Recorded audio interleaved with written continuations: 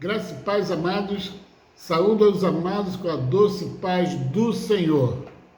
Hoje nós vamos meditar no capítulo 8 do livro de Atos.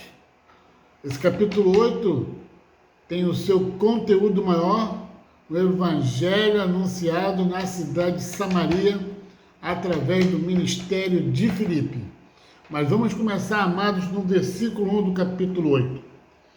O versículo 1 diz: E também Saulo consentiu na morte dele, e fez-se naquele dia uma grande perseguição contra a igreja que estava em Jerusalém. E todos foram dispersos pelas terras da Judéia e da Samaria, exceto os apóstolos. Saulo consentiu na morte dele, diz o versículo 1. Dele quem? De Estevão. No capítulo 7, Saulo consentiu na morte de Estevão. E começou a partir do crescimento extraordinário da igreja, uma grande perseguição contra a igreja que estava em Jerusalém. E todos foram dispersos pelas terras da Judéia e da Samaria, exceto os apóstolos. Agostinho, um dos pais da igreja, escreveu que a conversão de Paulo, lá à frente, no livro de Atos, deve-se à oração de Estevão. Mas aqui no capítulo 8, ele ainda é Saulo, o perseguidor da igreja, que depois se tornou o apóstolo Paulo.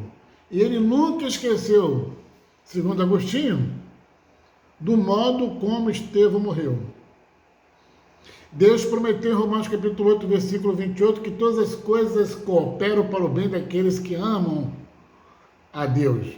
Embora Paulo estivesse lutando contra o trabalho da igreja primitiva e a igreja estivesse experimentando a sua pior perseguição, esse embate é o que conduziria Saulo a ser Paulo. Este embate é o que conduziria Saulo a se transformar num grande apóstolo Paulo. O texto diz que todos foram dispersos.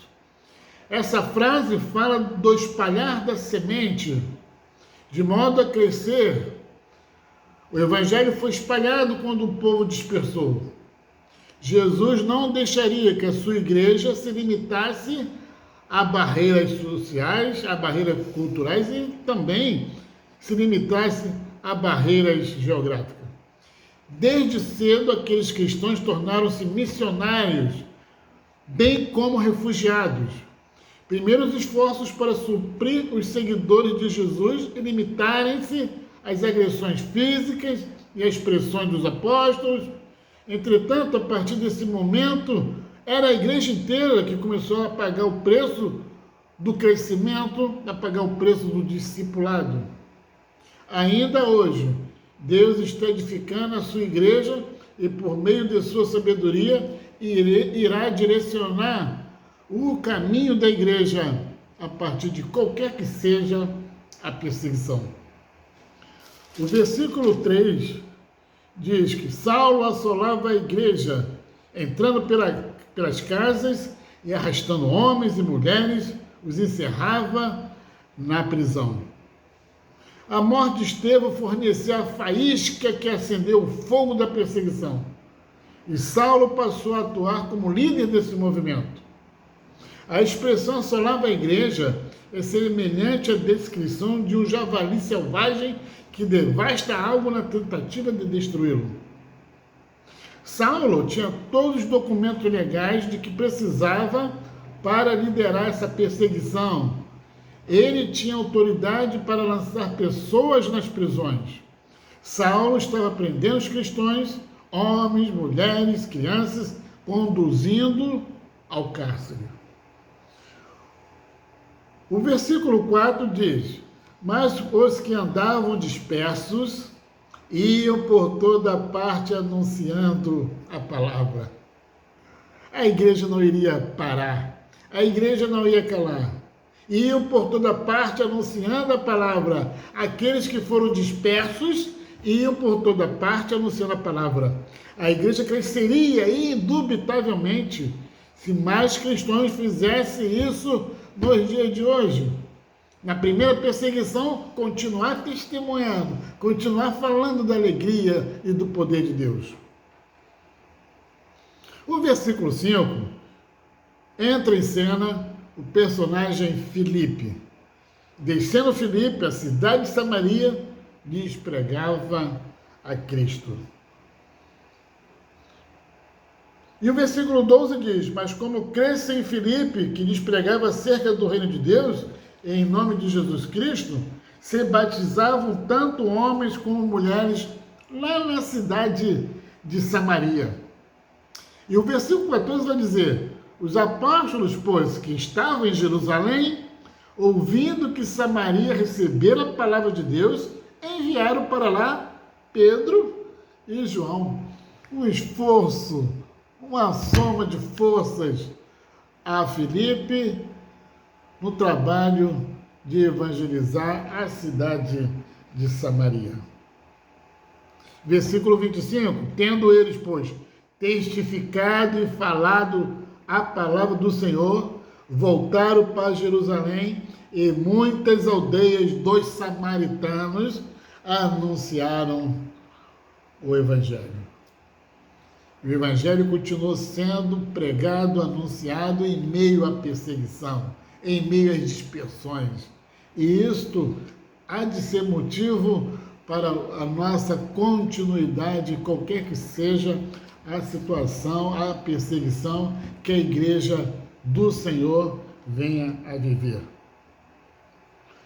A partir do versículo 26, nós encontraremos esse mesmo Filipe evangelizando o eunuco etíope.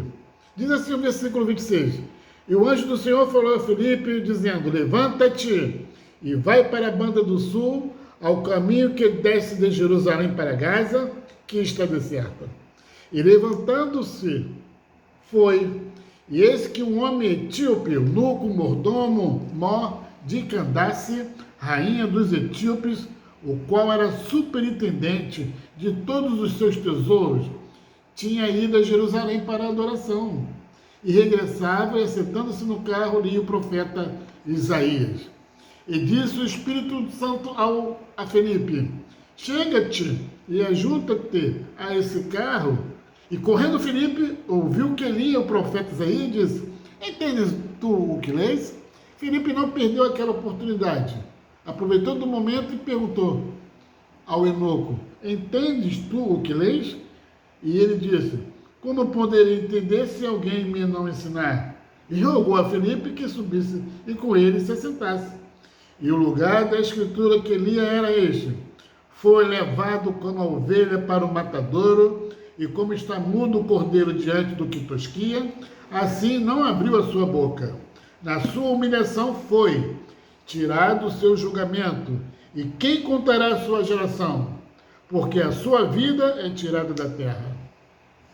E respondendo o eunuco a Filipe, disse: rogo-te, de quem diz isto o profeta?